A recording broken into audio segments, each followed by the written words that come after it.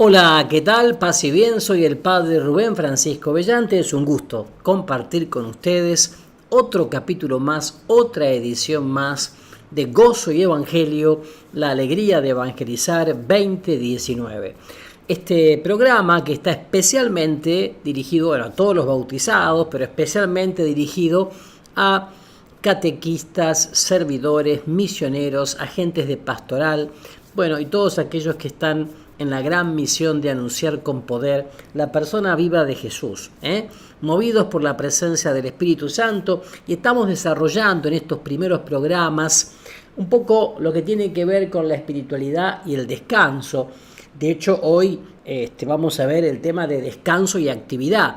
Porque, estamos tratando de encontrarle la vuelta a lo que significa verdaderamente la palabra espiritualidad, tan manoseada, tan usada, por ahí tan rebajada, tan deformada. Y sobre todo para los que estamos trabajando en la pastoral, que muchas veces sentimos un cansancio, un agobio, un desgaste, un estrés, un distrés, como se dice ahora, una erosión. ¿Por qué? Porque algo está fallando, porque pensamos que o todo depende de nosotros o nos entregamos a la acción o a la actividad o al activismo sin ton ni son. Por eso, lo primero que hacemos es lo fundamental, ¿no? Invocar al Espíritu Santo de Dios, a la Rúa Santa. Ven, Espíritu Santo, ven sobre nosotros para que este programa realmente toque los corazones de todos aquellos que los escuchen, para que podamos descubrir qué significa el ocio, el descanso, la contemplación en medio de la acción, de la actividad, en el apostolado, pero también en la familia, en el trabajo, en el estudio, ¿no? Ven, Espíritu Santo, a abrir nuestra mente para que podamos captar más profundamente este regalo, este don, esta gracia que es el descanso en medio de la actividad. Ven, Espíritu Santo, ven a través de la poderosa intercesión del corazón inmaculado de María, Madre de la Iglesia, estrella de la evangelización. Amén, amén y aleluya. Y entonces decíamos descanso y actividad. Qué dos palabritas, ¿no? Qué dos palabritas. ¿Cómo te imaginás vos la palabra descanso? ¿Qué sé yo? Una hamaca paraguaya, uno tirado ahí tipo siesta de verano. Un mexicano con el sombrero grande en el norte de México con el calor, o un santiagueño ahí sentado no haciendo nada, qué sé yo. ¿Cómo te imaginas el descanso? ¿Un pachorriento, un perezoso, un vago? ¿Qué es el descanso?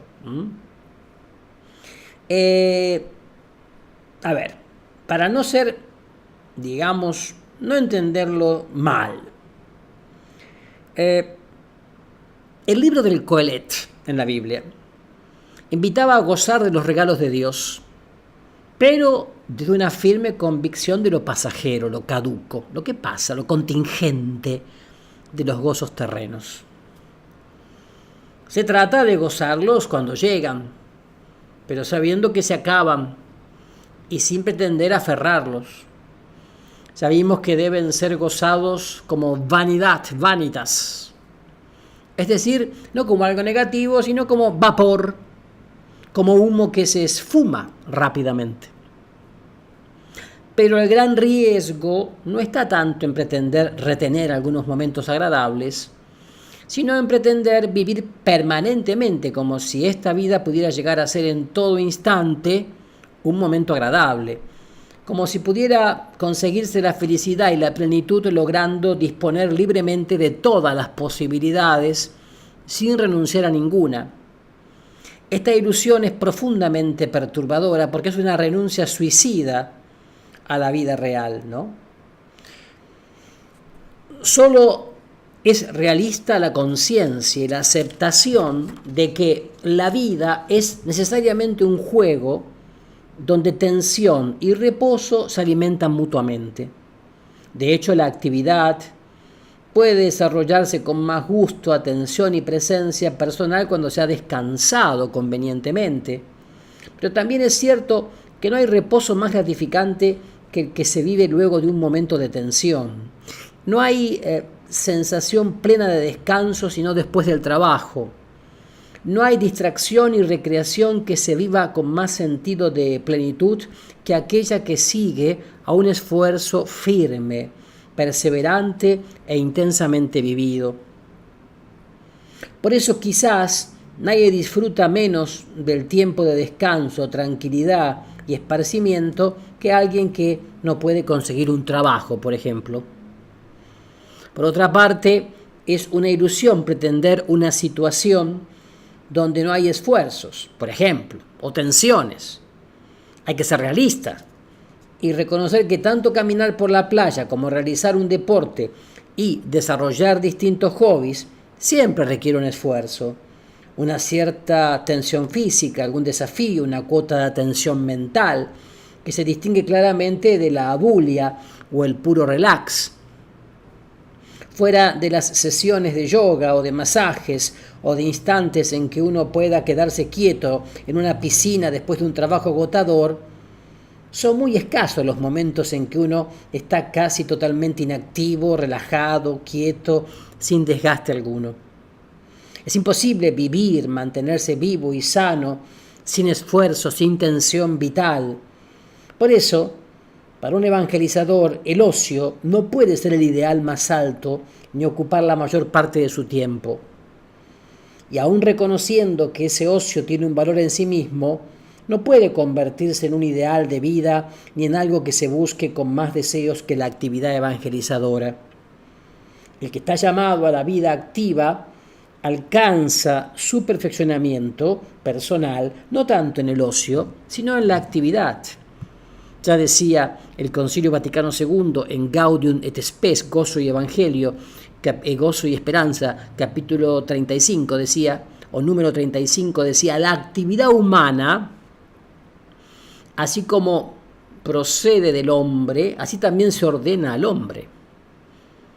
Pues con su acción, no solo transforma las cosas y la sociedad, sino que se perfecciona a sí mismo.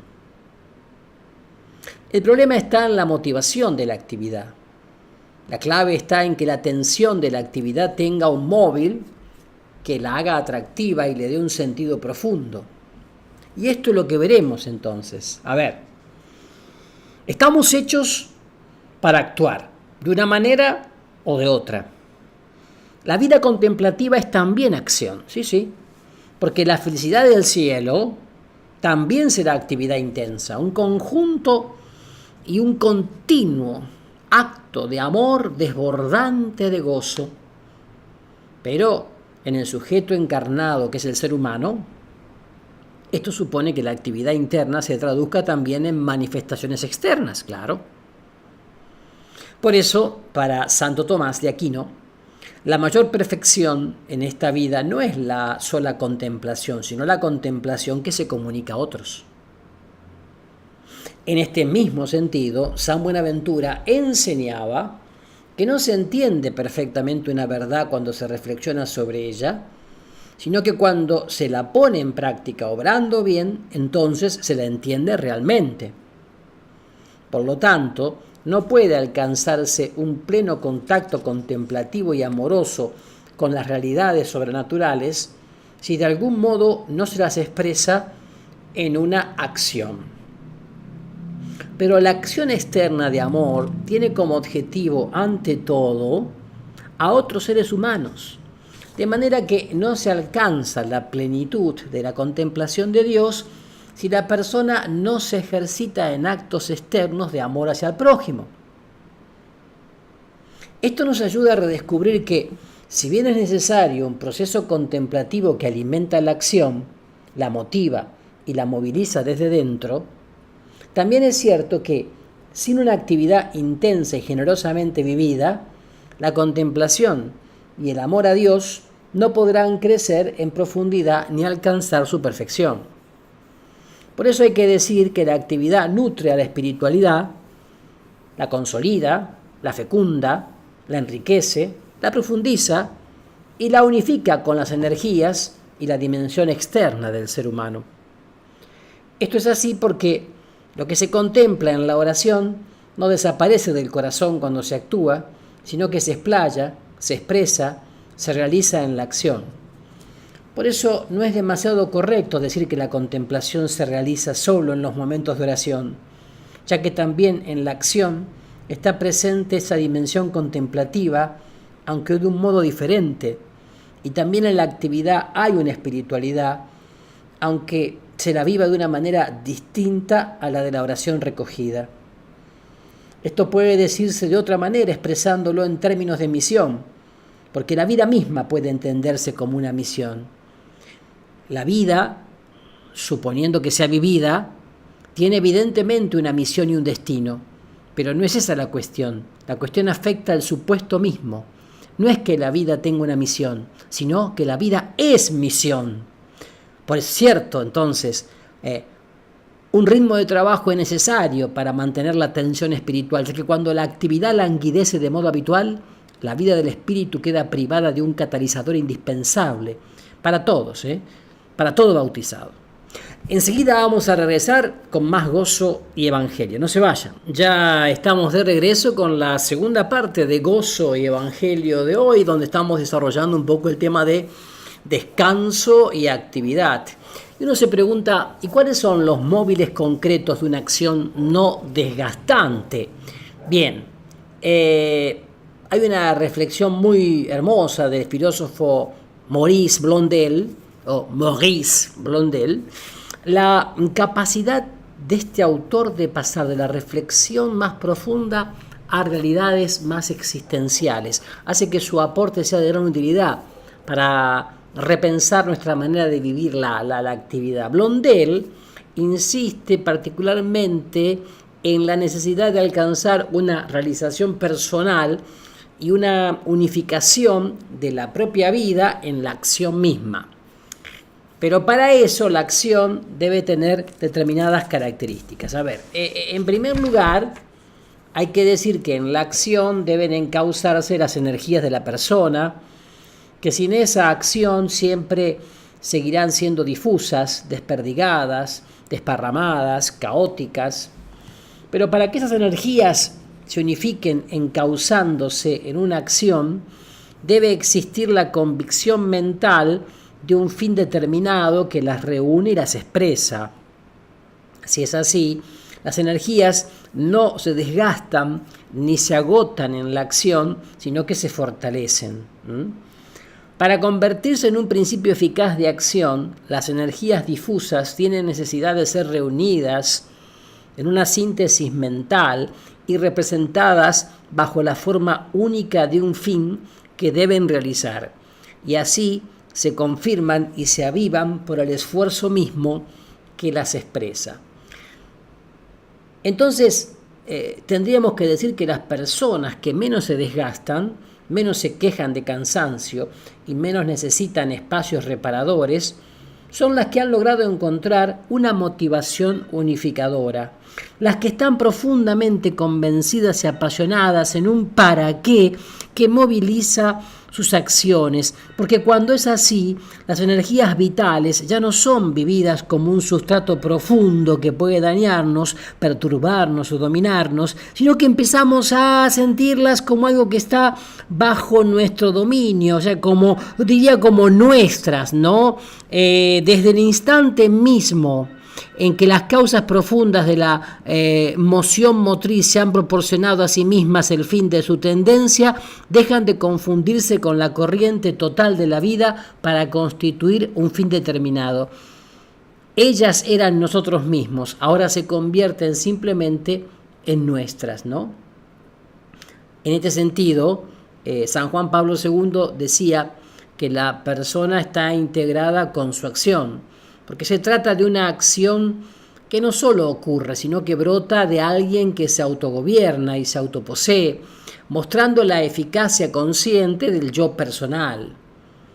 Siguiendo en esta línea, podemos decir entonces que una determinada actividad que es movilizada por un fin que unifica y aviva las energías de la persona, no será nunca una actividad desgastante, aunque deba ser regulada por la prudencia, sino más bien planificante e incluso sanadora y liberadora de lo mejor de nosotros, que nos permite ser fecundos hasta lo inimaginable, hasta lo inimaginable. interesante porque acá hay una reflexión que dice que no es administrando nuestras fuerzas como mejor las mantenemos y obtenemos de ellas el mayor servicio. Nuestros cálculos no deben ser los que hacemos para una bestia de carga o para la tierra que se agota alimentando a la planta que produce. A medida que la actividad voluntaria penetra y domina las potencias del cuerpo, más recibe de ellas. Al hacerlo, encuentra eco en la razón inmanente que puede provocar las exigencias infinitas de la pasión, pero que puede también responder con una inagotable generosidad a la llamada del heroísmo. Reparamos y aumentamos nuestra energía cuando usamos de ella.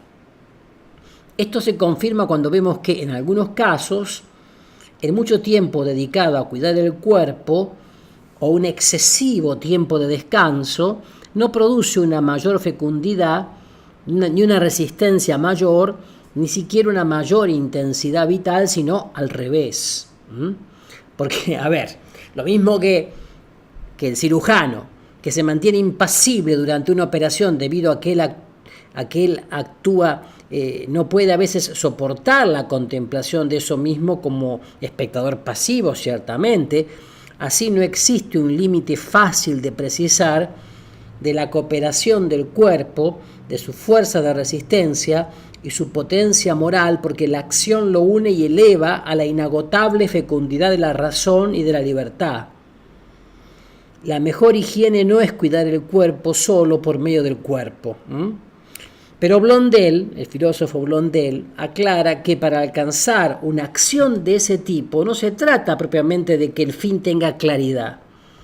Para que ese fin que nos proponemos tenga fuerza motivadora, impulsora y unificadora, debe aparecer como algo novedoso, como algo que todavía no poseemos y que puede llevarnos a realizar un ideal personal inédito, algo que soñamos llegar a ser y que todavía no hemos alcanzado.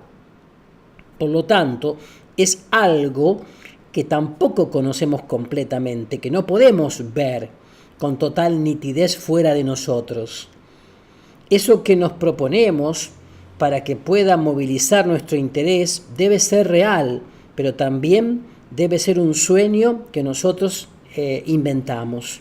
Entonces, es necesario que un motivo para ser eficaz, para obrar la concentración de energías difusas y lanzarlas al ataque, aporte alguna perspectiva nueva y la promesa de algo desconocido para su conquista. El acto concebido que ha partido de un origen impenetrable traspasa el campo iluminado de la conciencia para atender a un fin todavía impenetrable. Se dice que solo se vive de esperanza y se trabaja con vistas a algo mejor. Nada de lo que es exterior nos determina, y en lo que nosotros deseamos fuera de nosotros, sigue siendo a nosotros mismos lo que deseamos. O sea, si la idea no es nada sin el sentimiento, lo real tampoco se apodera de nosotros sin lo ideal. En este sentido, el fin que pueda movilizarnos realmente debe surgir de nosotros mismos, de nuestra capacidad inventiva, pero siendo al mismo tiempo superior a nosotros mismos. Nosotros no actuamos si no sacamos de nosotros mismos el principio de nuestra acción. Y si ese principio no supera las expectativas pasadas, si no presentimos en ellas algo diferente, solo nos interesamos por nuestros propios actos si están entreverados de ideología apasionada. Perdónenme la palabra ideología, pero la usa Blondel, ¿no? O sea, la idea clara como idea es inerte, lo demostrado y fijo como una certeza matemática no apela a la dedicación activa. Aquí vemos que la motivación movilizadora y unificadora siempre incluye un futuro. No busca solo una eficacia inmediata. Esto es importante para la tarea pastoral tuya y mía. De hecho, Ni siquiera el consumismo fomentado por el mercado apela solo a lo inmediato, piénsenlo bien. Ese consumismo capta todo nuestro interés cuando apunta a una plenitud que luego ningún objeto termina de saciar. Pero ahora es conveniente aclarar que Blondel no se refiere a una idea fija, a una obsesión, ¿no?, que nos toma de tal manera que no somos capaces de ver otra cosa. Al contrario, el fin que motiva la acción apasionada, fecunda, auténticamente unificadora de nuestras energías no puede ser tal que nos aísle de lo real, que nos impida percibir la riqueza y la variedad de la vida. Al contrario, una motivación que nos planifica como personas surge siempre de una confrontación con cosas diferentes, con otros móviles posibles, con otras opciones que además impiden que la motivación que nos mueve se fije en una forma invariable que con el tiempo dejará de tener fuerza motivadora. El contraste con nuevos desafíos y nuevas posibilidades hará más bien que esa motivación permanezca viva y adquiera formas más ricas y movilizadoras. Por eso, por el mismo motivo, es conveniente intercalar actividades de distinto tipo que nos permitan variar las actitudes internas y no clausurarnos en determinados mecanismos que nos orienten en una sola dirección. Eso es un poco lo que se llama mi costado receptivo. Y de eso, para justamente enriquecer nuestra tarea pastoral, hablaremos al regreso de Gozo y Evangelio. No se vayan, por favor. Ya estamos de regreso con la tercera parte de Gozo y Evangelio de hoy, con el tema descanso y actividad. Como ya saben, este programa, lo pueden escuchar, lo pueden volver a escuchar, igual que otros también, a través de mi canal de YouTube, Rubén Francisco Bellante. Ustedes pueden entrar, suscribirse de manera gratuita, van a recibir los avisos y también les pido que pongan me gusta, like en mi página fanpage Rubén Francisco Bellante, como también me pueden encontrar en Instagram o en Twitter. Entonces, de esa manera unimos y redoblamos esfuerzos para la evangelización, ¿no? Decía que hay un costado receptivo. ¿Por qué?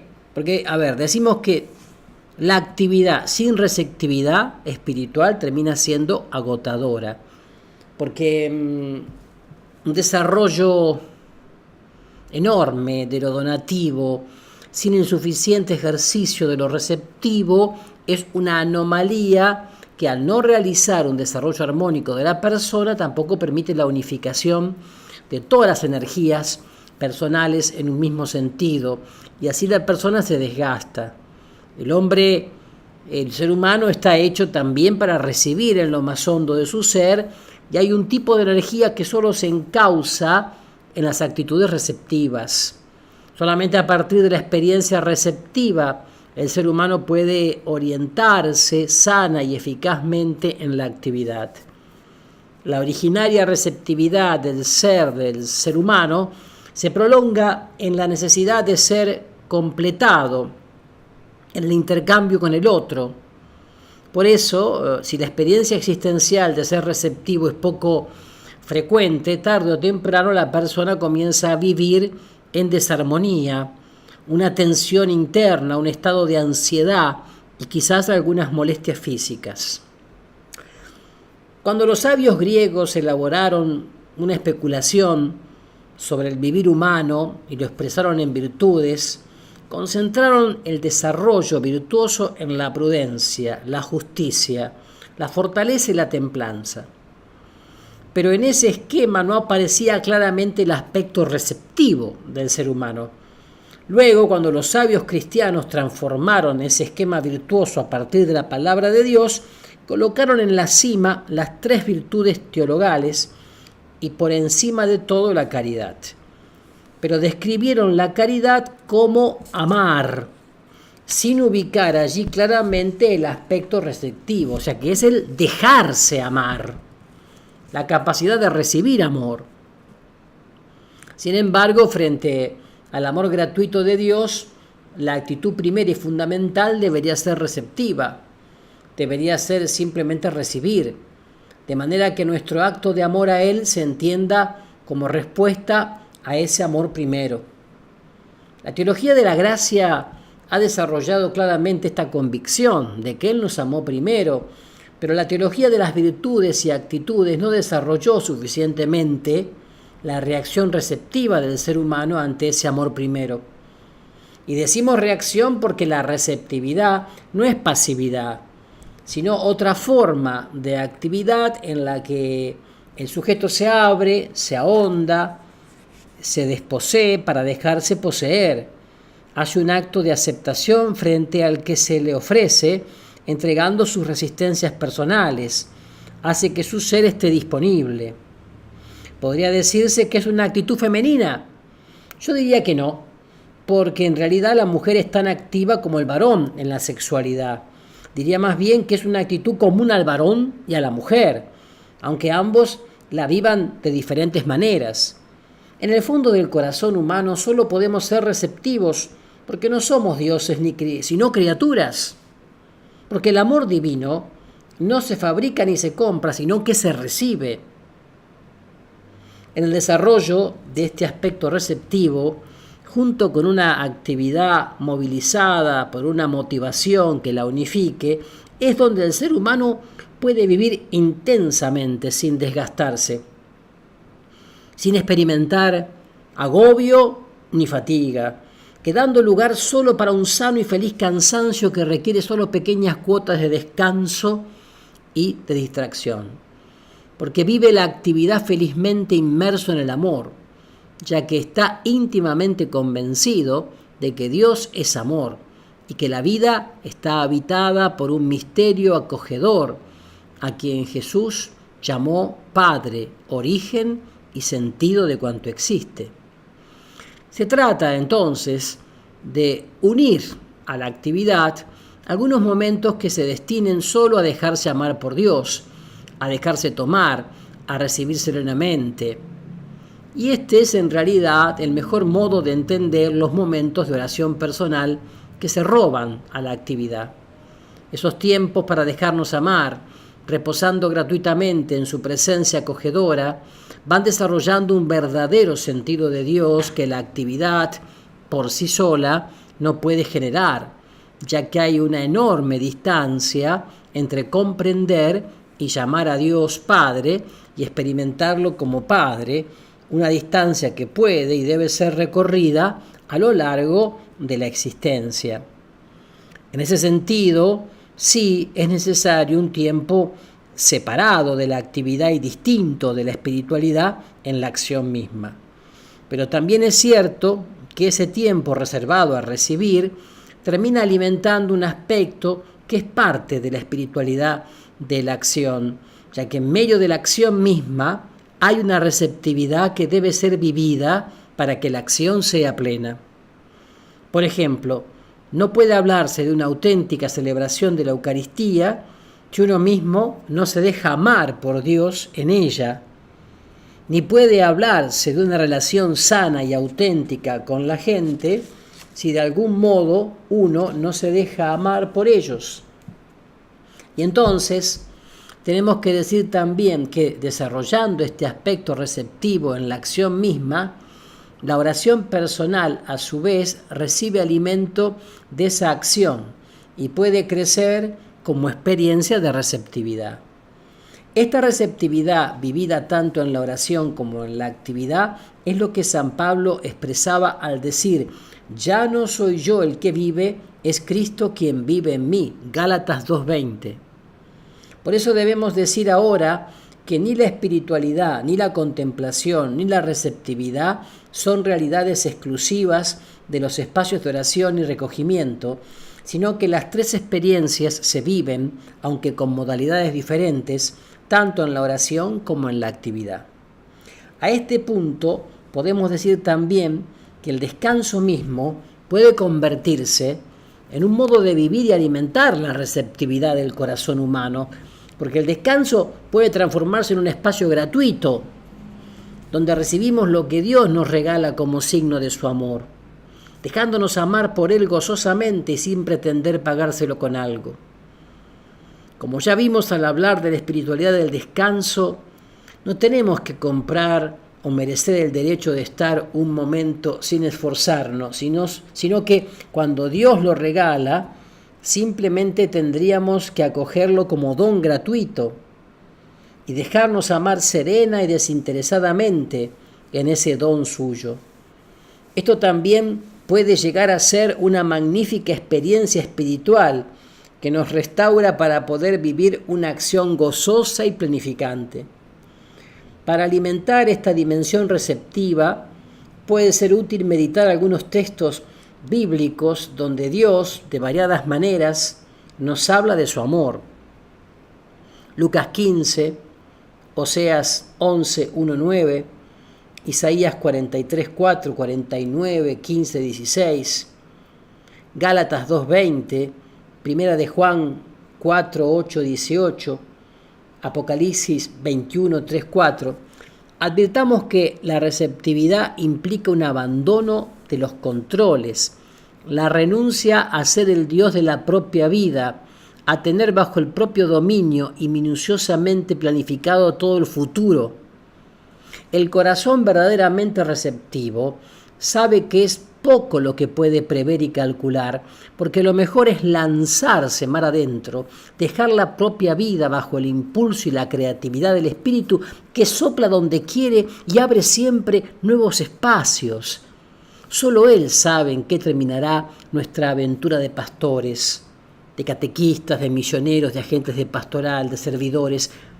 El que se deja tomar por el Señor entiende mejor el sentido de su existencia y su horizonte cobra una amplitud sin límites, porque la propuesta es dedicarse a un océano lleno de misterio y de un atractivo verdaderamente fascinante. Bueno, y ahora, en la última parte de Gozo y Evangelio de hoy, vamos a seguir disfrutando de lo que es la espiritualidad en el cansancio. Ya regresamos. Ya estamos de regreso con la última parte de Gozo y Evangelio de hoy en el tema descanso y actividad. Hablábamos de la receptividad, ¿no es cierto? Hablábamos de la capacidad de ese costado receptivo. Esta receptividad, decíamos, vivida tanto en la oración como en la actividad, es lo que San Pablo dice: ya no soy yo el que vive, es Cristo quien vive en mí. Gálatas 2:20. O sea que podemos decir entonces que el descanso mismo puede convertirse en un modo de vivir y alimentar la receptividad del corazón humano, porque el descanso puede transformarse en un espacio gratuito donde recibimos lo que Dios nos regala como signo de su amor, dejándonos amar por Él gozosamente y sin pretender pagárselo con algo. Como ya vimos al hablar de la espiritualidad del descanso, ¿no? No tenemos que comprar o merecer el derecho de estar un momento sin esforzarnos, sino que cuando Dios lo regala, simplemente tendríamos que acogerlo como don gratuito, como regalo, como gracia, y dejarnos amar serena y desinteresadamente en ese don suyo. Esto también puede llegar a ser una magnífica experiencia espiritual que nos restaura para poder vivir una acción gozosa y planificante. Ya lo dijimos, ¿no? Entonces, a ver, la dimensión receptiva del evangelizador le permite valorar con humilde gratitud y profunda ternura la dignidad de haber sido elegido por Dios para una misión. Catequista, misionero, servidor, evangelizador. Es hermoso, es bello sentirse agraciado, haber sido elegido gratuitamente, sin que uno lo haya merecido o comprado con algo, sin que pueda adquirirlo, exigirlo o esperarlo por algún título u obra personal. Esto vale no solo para la amistad con Jesús, sino también para la misión evangelizadora que Él nos confía, particularmente para el sacerdocio. Tampoco lo que se haga después de recibir estos dones sobrenaturales puede convertirlos en algo merecido o comprado, algo de lo cual uno sea digno, ¿no? No hay que desvivirse para poder sentir que estamos a la altura de los regalos de Dios, porque eso sería degradar miserablemente el valor de sus dones que no tienen precio. Y en esta tierra a veces parece que todo se paga o se compra. La elección de Dios, en cambio, siempre seguirá procediendo de su libre mirada de amor. Por eso su elección no nos hace sentir más que otros, pero al mismo tiempo haber sido agraciados de esa manera nos hace tiernamente felices.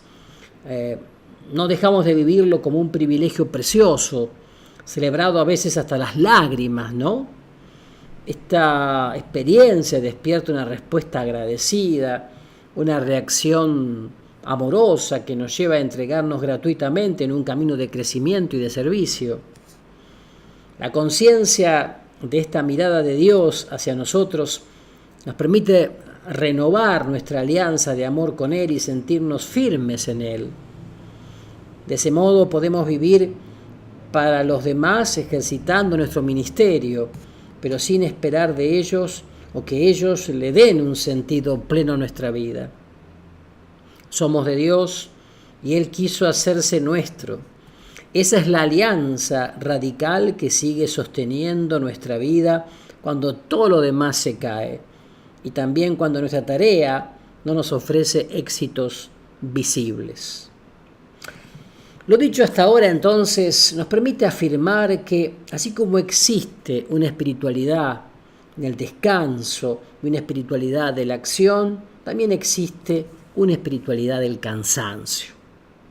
Está claro que una actividad sana y bien llevada puede ser vivida de un modo espiritual y que puede haber una actitud orante y contemplativa en medio de la actividad. Pero también es cierto que en algunos momentos de nuestra vida en que no podemos evitar un determinado ritmo de actividad, puede hacerse presente también el cansancio. Y en esa áspera situación también puede desarrollarse una honda dimensión espiritual. Son los hermanitos de Jesús presentes en el mundo obrero y solidarios con el cansancio de los pobres, los que pueden iluminar esta situación. Y en ese sentido, René Boyon, sacerdote, reconocía que este punto requería un desarrollo, ya que la cuestión era grave, no solo para la espiritualidad de los hermanitos, sino para millones de pobres gentes, de humildes trabajadores sujetos a un trabajo a menudo agotador para poder vivir. Boyon sentía que Dios lo llamaba a una participación cada vez más completa en el destino de los pobres. Al mismo tiempo que profundizaba en las almas el sentido de su vocación o llamado a la oración.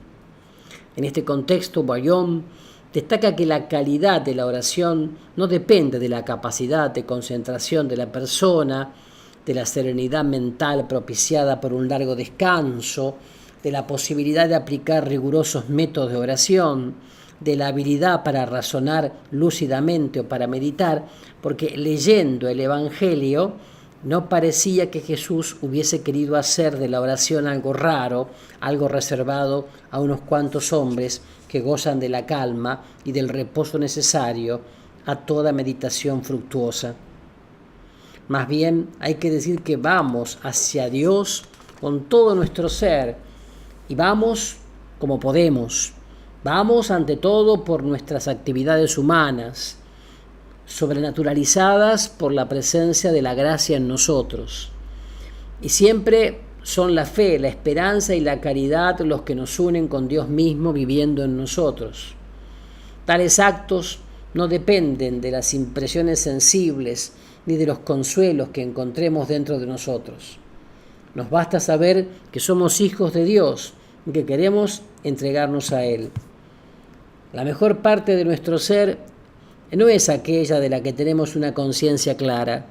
Más bien, puede suceder que en una vida de trabajo humilde, monótono y agotador, donde no se tiene conciencia de ninguna grandeza espiritual personal, ni se perciben experiencias espirituales admirables, se den las mejores disposiciones para la acción secreta de la gracia. Así es. Los pobres no pueden meditar, supuestamente, no están dispuestos para ello, no tienen la cultura requerida, algunos quizás no pueden leer de corrido la Biblia, o no tienen acceso a libros de espiritualidad, a cursos, a retiros, a convivencias, no conocen el mecanismo de la meditación o están demasiado cansados por un trabajo físico agotador. Participando en la vida de los trabajadores, tendrán también que participar en su modo de oración, que es muy profunda. Es muy profunda. Después de una jornada de trabajo agotadora, también la oración ante el Santísimo tendrá características peculiares, pero en su sencilla aridez no dejará de ser verdadera unión con Él. Exactamente. Se trata únicamente de estar realmente presente delante de Dios, no por medio del pensamiento, de la imaginación o de los sentimientos, los cuales quizás vagabundeen por otro lado, sino por el deseo de la voluntad constantemente reajustada. Quiero estar aquí, deseo estar aquí contigo, Señor, lo anhelo, lo deseo, lo quiero. A veces la única manera al alcance de poder expresar esa voluntad real será permaneciendo físicamente presente de rodillas o sentado a los pies del sagrario. Y esto bastará. Esta aspiración silenciosa de todo el ser hacia Dios, si es auténtica, si es sincera, representa infinitamente más que la meditación o la lectura, ¿no? Dice el padre Guayón. Si bien esta espiritualidad es específica de los hermanitos de Jesús, con un ritmo de trabajo manual a veces agotador que tienen ellos, creo que es sumamente útil para iluminar los días y periodos en que inevitablemente debemos sobrellevar una actividad más intensa y cansada. Sin embargo, aún en el caso de los llamados hermanitos de Jesús,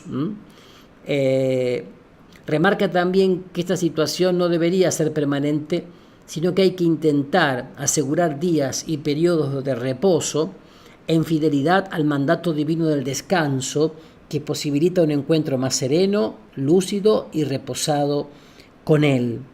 Finalmente, el padre René Boyon propone una preciosa y realista síntesis que invita a superar dicotomías perniciosas entre la espiritualidad del cansancio y la espiritualidad del descanso.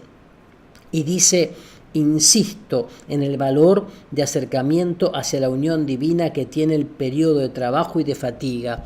No es un tiempo en el cual vivimos como de algo adquirido, consumiendo energías espirituales almacenadas durante nuestros momentos de retiro como si fuera un depósito que se llenó y se vacía en poco tiempo. No, semejante concepto es falso.